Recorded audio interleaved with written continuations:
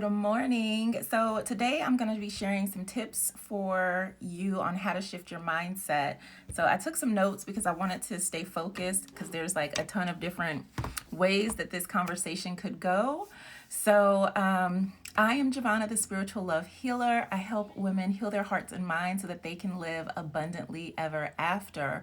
One of the biggest concerns or issues that I see with my clients is mindset, like having a negative mindset when it comes to ourselves, when it comes to relationships. So, being able to really shift your mindset is really important because that's kind of like the operating system. Good morning. Yes, the underestimated woman is in the building. Hey, love. Hi, Demand. But our mindset is what controls our life, and most of the time it's running on autopilot. So we have our conscious mind, which is when we are aware of the things that we're doing and thinking and saying, and then we have our subconscious, which is kind of like I said, it's your operating system.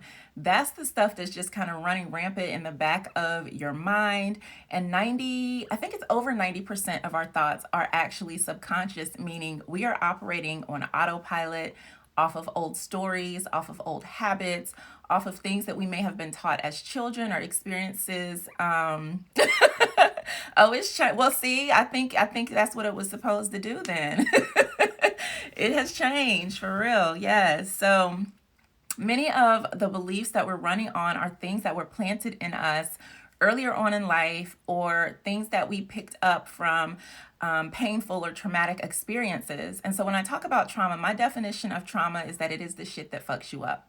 That could be a number of different things. Some trauma, of course, is complex because it had a bigger impact. It was something that was very horrible. And then there are smaller things where it's like, in second grade, you had to give a book report in front of the class and your teacher embarrassed you. And so now you're afraid to public speak or something. So I just want to honor and acknowledge that trauma, exists in varying forms and varying degrees. So I think that's very important to touch on because often when we think about trauma, we're not thinking about the minor or lesser traumatic things that we've experienced, and it more focuses on some of the graver things. But they are all valid experiences and they all leave an impact on us, which is why it's important to address and heal them, because some of the things that we've experienced that maybe you didn't realize were traumatic to you are the things that are keeping you from being open, from being vulnerable, from being soft, from welcoming in love, from welcoming in abundance. So starting to tune into your mind and the thoughts that are playing within your mind is key, because that is how you're able to create change. Oftentimes these stories that you're telling yourself, or these thoughts or programs, they're lies. They're not even true. They're not even things that if you really sat down and thought about it, you'd be like, where did this come from and why do I even believe that? Because that's not who I am and that's not true for me.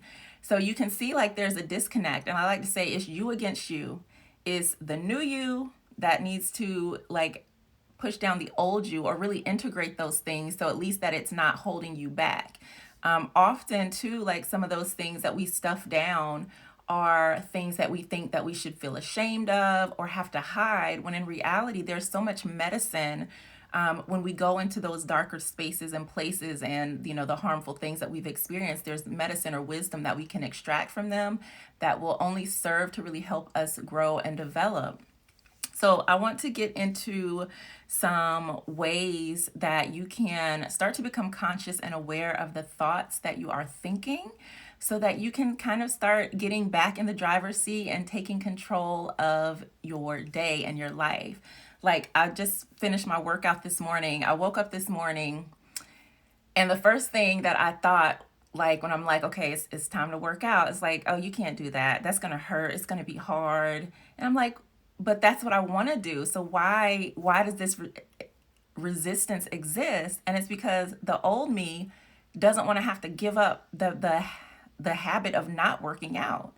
And the new me is like, well, we got to, because we want to be, we want to be fit, we want to be healthy, we want to be sexy, we're going to do this. And so it's constantly when you know you want to create a healthy habit, the old you who's comfortable with not changing the routine, with not changing the thought process, is going to be like, no, there's going to be a million excuses.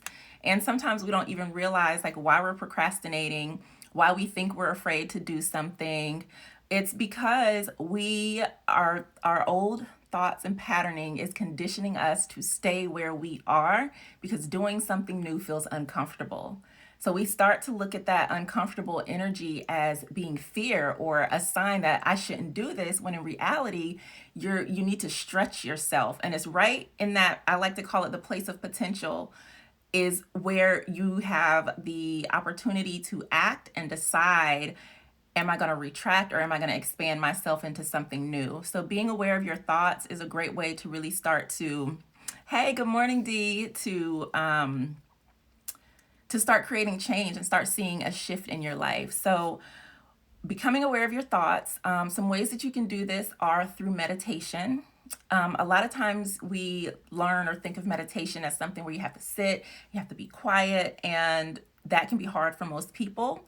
There are many other forms of meditation. There are moving meditations, there's walking meditations.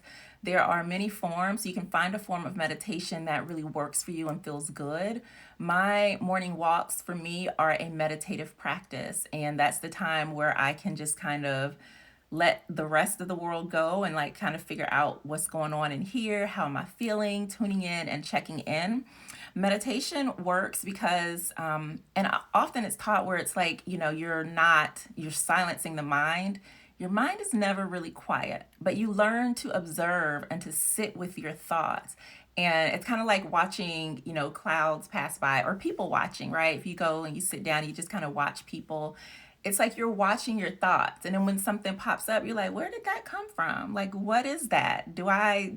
Where does that fit? But you're just watching your thoughts, because then you can start to recognize that you are not those thoughts. Like, you don't have to identify with every thought that pops into your head, just like you don't have to identify with every post that you see on social media, right? If it's not for you, then you can allow it to pass by and not have to interact with it if it doesn't really resonate or if it's not true for you. So, another thing is journaling. Journaling is a very powerful practice that allows you to say the things that you want to say, understand what it is you feel, and also monitor your progress. If you wrote down on Monday, I'm going to do X, Y, and Z, and then you didn't do it, it's like, oh, like I didn't do this. Like, why didn't I do this? So you can start to really dig into, and really it's a practice of connecting with yourself. And to me, it's always been a safe space where I can write whatever I'm feeling, whatever I'm thinking, and just be vulnerable with myself and have a space to pour out my heart and my mind. And so for me, journaling has always been a very transformative healing practice. A few months ago, I did a journaling workshop that was called Journaling for Renewal. And if that's something that you're interested in, I would love to like bring that back and really teach journaling from a place of like reconnecting with yourself and getting to know yourself better. Another thing is mirror work. Standing in the mirror and looking at yourself, especially if you are undressed, is a very like vulnerable thing, and your mind is going to start firing things off, right? So pay attention to those things that come up, how you're feeling about yourself, physically, mentally, emotionally, and that is like one of the most powerful and vulnerable ways to like get real with yourself. So that's a practice.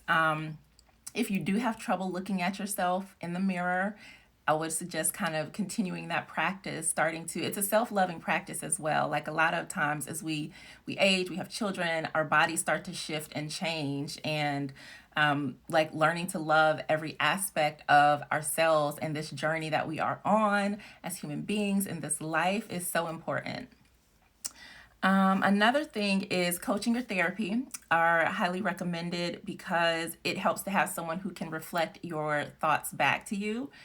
Sometimes, like sitting with your friends, you might say something like, "Girl, I'm so stupid." And your friend will be like, "Yeah, that was dumb," or they'll just gloss over it. They won't be like, hold on, like you're not stupid. Like maybe that wasn't the best decision, but it's a deeper thing when somebody can hold space for you and they can see your growth and your potential for growth and really like see who you are instead of just co-signing to your BS.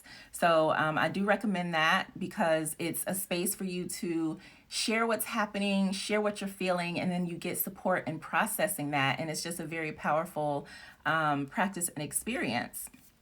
So, like I said, I have some notes over here. If you're just joining, I'm Jovhannah, the spiritual love healer, and I'm here to help you heal your heart and mind so that you can manifest and magnetize the love and the life that you desire and deserve. I do that through coaching. I also have some courses and an upcoming membership program that will be called the Spiritual Love Collective. So, we are moving, we're talking about how to shift negative thinking, and I shared some tips. And it's really important. I would say the number one thing is to really become aware of your thoughts. Because if you're not aware, you don't know what's going on up in here, you're just kind of running on autopilot, then you won't really be able to shift things. So you'll be operating in a deeper sense of awareness for yourself.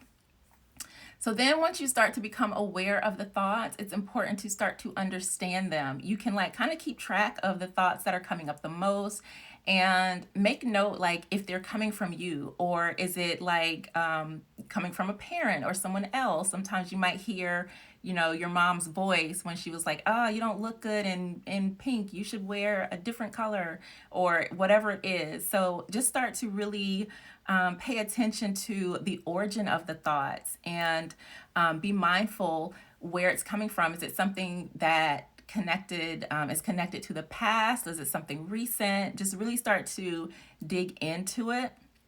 And then for every negative thought, like break it down, like deconstruct the thought. So here's an example. If you're like, "No one loves me," no one loves me, then you want to ask yourself, is that really true?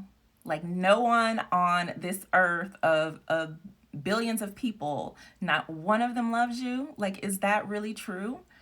And then you might think like, okay, like, well, who are the people in my life that love me? And maybe you have a pet. So you can be like, okay, my dog loves me. My parents love me. My children loves me. My friends love me. So now you start to see that you do have people in your life that love you. And then also consider like, do you love yourself? So you should count yourself in that. So it's not that no one loves you.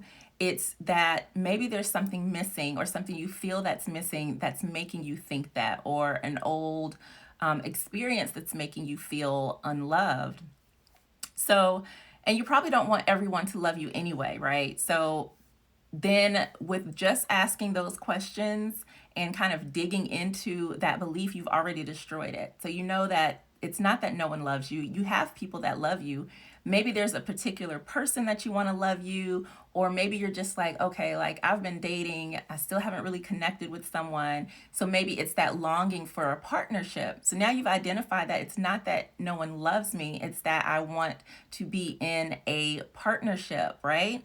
So once you've identified that, now you can shift that into a positive thought. So you can like create a new belief to anchor into. So you can say like, I am surrounded by the love of my family and friends, and I am open to welcoming in a loving partnership. So that works as an affirmation, and it's something that you can speak and really like anchor into. So anytime that thought like no one loves me, it's like, that's not true. I got people, they love me, they support me. And yeah, like I'm dating, I haven't really connected with someone yet, but that's okay. Each experience, I'm learning something, and that's going to help me evolve and get closer to, the connection that I really want in my life. So shifting that into a positive thought. Another thing you can do is create a list of the people that love you, the ways that they love you, the ways that you love yourself. Maybe you start, taking yourself out once a month. Maybe you go on a trip by yourself. You're buying yourself flowers. You're doing the work, and you're noticing the way that you're being loved. And you're also loving on the people in your life, right? So that just creates that balance of giving and receiving. What else? What else? So, yeah, when you dig into the thoughts that run rampant, like I said, you'll start to realize that most of them are just not true. They are false. And most of them come from fears, old experiences, and they don't serve you. And some of them are just plain BS. But the more that you're able to identify the thought, break it down, that allows you to create a new belief and something that you can anchor into that's supportive for you. And I will say that make sure that you give yourself permission and know that it is safe for you to adopt new habits and new beliefs and new stories about yourself. We don't have to cling to the stories, even if it was an experience that maybe it was true. You can still create a new story. Just because something was true in the past does not mean it has to be true for you always. And a lot of times we tend to cling to our mistakes and the hurts, and we have a lot of regrets and things that we just are afraid to let go of. But it's time to let go. It's time to give yourself permission to really elevate so that you can call in the life experiences and the relationships that you deserve to have, based on the woman that you are and the woman that you're becoming, and not allow your past experiences and love or relationships or just life in general to limit you. So also know that like this is work that you have to do daily. It's not like, okay, well, I cleared that, so it's never going to show up again. That's not always the case. So it's something that you continually work out, continually to catch yourself in your thought process and shift those thoughts and just continue doing work on your mindset. Even now, I still do work on my mindset. The level in life where I am now, I'm trying to get to the next level. That's going to require some new thoughts. It's going to require some new habits. And, it's like leveling up in life. Like when we think about, the games back in the day, you get to a new level, there's new challenges, there's new experiences, there are new rewards. So we have to keep growing and building on each level or each step that we have taken in life rather than looking at them as blocks or limits to the fullness and the potential that we have inside of us. So again, like this is you against the old you. It's the new you against the old you. It's always you against you, and you have the power and the ability to create an abundant life, to create a new mindset, a healthy relationship, or whatever it is that you want to experience. And if you want some extra support on your team to help you evolve and heal and grow, click the link in my bio. I offer a free love activator session that'll help guide you to the next step in your journey.